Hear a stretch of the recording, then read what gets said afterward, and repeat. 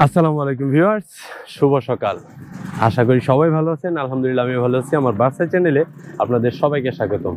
আজকে আমার এই ড্রোন বিষয়ক ভিডিওতে দ্বিতীয় পর্বে আমি আপনাদের দেখানোর চেষ্টা করব একটা ড্রোন আপনি যদি নতুন ইউজার হয়ে থাকেন, মানে একদমই প্রথম একটা নতুন ড্রোন কেনার পরে কি কি করতে হয়, কি কি ইম্পর্টেন্ট জিনিস আছে সেটা। আপনি যদি নতুন ড্রোন ইউজার হন, আপনার জন্য কিছু পরামর্শ থাকবে, কিছু উদাহরণ দেওয়া থাকবে, কিছু আমি যা পারি আপনাদের দেখানোর চেষ্টা করব। আজকের এই ভিডিওতে আমার সাথে আছেন এই যে আমার প্রিয় সঙ্গী রাজন ভাই। এই রাজন ভাইয়ের কৃতিত্ব আসলে বলে শেষ করার মতো না। এই রাজন ভাই আমাকে ফেসবুকে ভিডিও আপলোড করতে উৎসাহিত করেছেন এবং এই রাজন ভাইয়ের কারণে আমি ফেসবুক পেজটা ওপেন করি। যদিও আমার ইউটিউব ছিল অনেক আগে থেকে, কিন্তু ফেসবুকের এই পেজটা আমি মূলত এই রাজন ভাইয়ের উৎসাহী আরেকজন আছে। আজকের এই ভিডিওতে আমি আপনাদের দেখাবো এই DJI Air 2S অথবা Air 2, দুইটাতে প্রায় সেম জিনিস, একটু ইন্টারনাল ডিফারেন্ট আছে, সেন্সরি ডিফারেন্ট আছে। এই প্রত্যেকটা ড্রোনে ফ্লাইমোর কম্বোতে আপনার থাকে একটা ড্রোনের সাথে 3টা ব্যাটারি, একটা রিমোট। আর আনবক্সিং ভিডিও আমি করিনি কারণ আমার এই ড্রোন আরও অনেক বছর আগের, তখন করা হয়নি। এই যে হচ্ছে রিমোট। Air 2S এবং Air 2 প্রায় দুইটা সেমই। Air 2S এর ব্যাটারি Air 2তেও লাগে। আপনাদের যাদের Air 2S বা Air 2 আচ্ছা আছে, আপনারা ইউজ করতে পারেন। আপনি যদি প্রথম ড্রোন ইউজার হন, আমার এই ভিডিওটা দেখেন, আপনার অবশ্যই কাজে লাগবে এবং আশা করি আপনি মোটামুটি ভালো কিছু জানতে পারবেন। সবচেয়ে ইম্পর্টেন্ট হচ্ছে ড্রোন যখন আপনি খুলবেন, এটা হচ্ছে উপরে ডানে বামে, আর পেছনেরটা হচ্ছে একটু নিচের দিক দিয়ে এরকম। অবশ্যই আপনাকে এই ড্রোন অন করার আগে যে গিম্বল কভারটা আছে এটা আপনাকে ওপেন করতে হবে। এটা ওপেন না করলে আপনি যখন এটাকে অন করবেন, এটা ডান বাম করতে গিয়ে আটকে যাবে, তখন এটা গিম্বল ওভারলোড দেখাবে। সো আপনাকে এটা আগে করতে হবে। এই যে কোনো ড্রোন এই গিম্বল কভারটা আগে ওপেন করে নিতে হবে। তারপর এটা নিচের দিকে, এই ব্যাটারি আমি এটাতে লাগালাম। এটা এই খাপের মধ্যে হবে, লাগানোর পর একটা টাক করে শব্দ হবে, তার মানে আপনার এটা পারফেক্টভাবে লাগছে। আমি এটাকে আগে লাগাই ফেলছিলাম, আবারও দেখাচ্ছি। এই রিমোটটা আপনার যে কোনো মোবাইল, তবে 5G হলে সবচেয়ে বেটার হয়, যত লেটেস্ট মোবাইল হবে।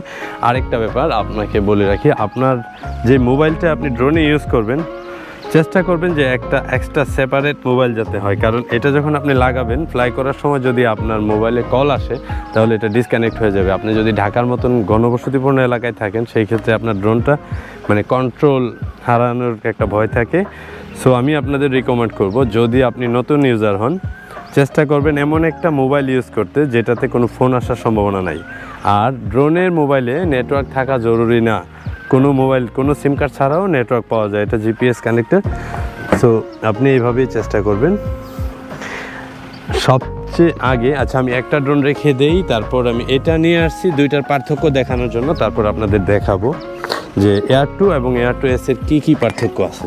আমি একটা ড্রোন দিয়ে আপনাদের এখন দেখাই। এখানে নিচে রেখে দিলাম, এখানে লাগিয়ে ফেললাম, একটা মোবাইল লাগালাম, এটাও লাগালাম। এটা একটা ফ্রেশ জায়গাতে রাখবেন, আপনি চাইলে হাত থেকেও করতে পারবেন, তবে অবশ্যই যখন এক্সপার্ট হবেন তখন। এখানে একটা চাপ দিয়ে দ্বিতীয় চাপটা ধরে রাখবেন অন করার জন্য। খেয়াল করবেন এই ড্রোনের গিম্বলটা যখন আপনার মুভ করে তখন যাতে কোনো কিছুতে না আটকায়, এটা খুবই ইম্পর্টেন্ট। আপনার এটা যখন ব্যালেন্সিং করবে তখন কোনো কিছুতে আটকানোর পরে এটা গিম্বল ওভারলোড দেখাবে। সেম এই রিমোটও এখানে একবার চাপ দিয়ে দ্বিতীয় চাপ ধরে রাখবেন, এটা আপনার অটোমেটিক এই আপনার DJI ফ্লাই যে অ্যাপস আছে এটার সাথে কানেক্ট হয়ে যাবে।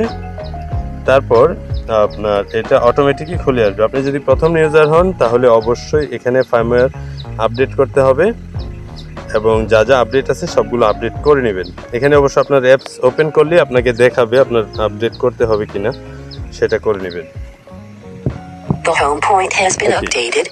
আমার ড্রোনটা আমি আগে ক্যালিব্রেশন করা ছিল, আমি ক্যালিব্রেশন করিনি, কিন্তু আমি আপনাদের দেখাচ্ছি। আপনি যদি নতুন ইউজার হন তাহলে আপনাকে অবশ্যই ক্যালিব্রেশন করতে হবে। এই DJI ড্রোনের দুইটা ক্যালিব্রেশন আছে, একটা হচ্ছে কম্পাস ক্যালিব্রেশন আর একটা হচ্ছে EMU IMU calibration. Compass calibration হচ্ছে নর্মাল ক্যালিব্রেশন, মানে এটাকে আপনার জিপিএসের সাথে আপনার পরিবেশের সাথে ব্যালেন্সিং করা। আরেকটা হচ্ছে IMU calibration, internal measurement unit, যেটা আপনার সম্পূর্ণ ড্রোনটাকে জিপিএসের সাথে কানেক্ট করবে, ব্যালেন্সিং করবে। আর প্রথম ইউজারদের জন্য দুইটাই করতে হবে। IMU ক্যালিব্রেশনটা আমি প্রথম দেখাচ্ছি আপনাদের কিভাবে করবেন, এটা খুবই ইম্পর্টেন্ট।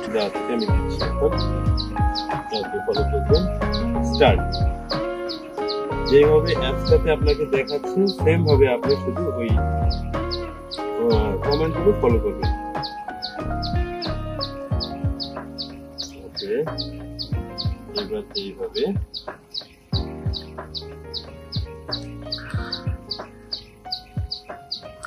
যে অপেক্ষা করবেন, এখানে এই ল্যাম্পগুলো আপনার টিপ করবে, মানে ব্লিঙ্ক করবে।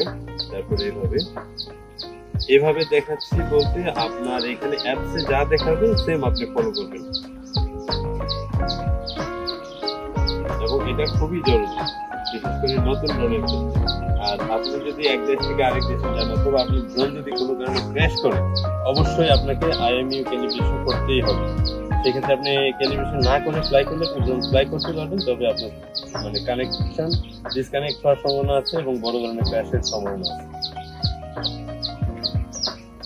তারপর যখন হয়ে যাবে, এটা অটো রিস্টার্ট হবে।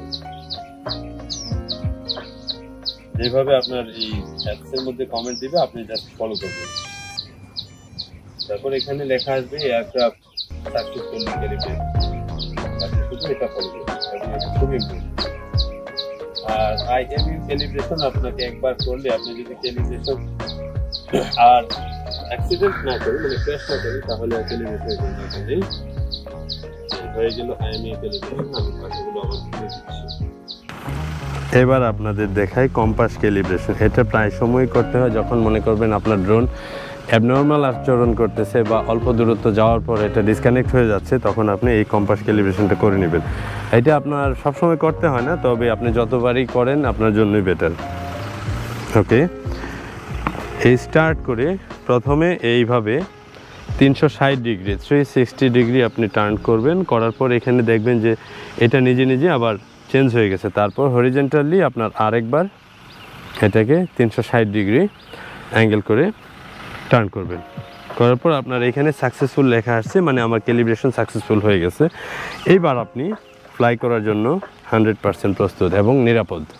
IMU ক্যালিব্রেশন এবং কম্পাস ক্যালিব্রেশন দুইটাই করা কমপ্লিট। আপনার আরেকটা ব্যাপার, আপনি এই জিপিএস কানেক্টরটা অবশ্যই 10-এর উপরে হোম পয়েন্ট অটোমেটিক আপডেট না হওয়া পর্যন্ত অপেক্ষা করবেন, কারণ আপনার এখান থেকে ফ্লাই করে 10 মিটার যাওয়ার পরে যদি হোম পয়েন্ট আপডেট হয়, তার মানে আপনার ড্রোন যখন আবার ফেরত আসবে ওই 10 মিটার দূরে যেখান থেকে ফ্লাই করছিল, মানে যেই জায়গা থেকে আপনার হোম পয়েন্ট আপডেট হয়েছিল সেখানে ফেরত আসবে। সো আপনার জায়গাটা যদি নিরাপদ না হয়, সেক্ষেত্রে আপনার এই ড্রোন কিন্তু ক্র্যাশ করার সম্ভাবনা খুবই থাকে এবং বড় ধরনের ক্ষতি হওয়ার সম্ভাবনা।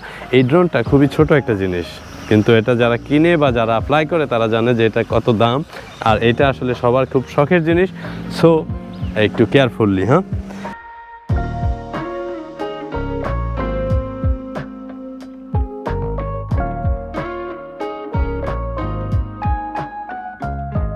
প্রিয় দর্শক, আজকের এই ভিডিওতে আমি আপনাদের দেখানোর চেষ্টা করলাম একদম সম্পূর্ণ নতুন একজন ড্রোন ইউজারের জন্য প্রয়োজনীয় কিছু টিপস, কিছু পরামর্শ এবং গুরুত্বপূর্ণ আরও কিছু বিষয়, যার মধ্যে ছিল IMU ক্যালিব্রেশন, কম্পাস ক্যালিব্রেশন এবং কিভাবে ফ্লাই করবেন এবং ল্যান্ডিং করবেন।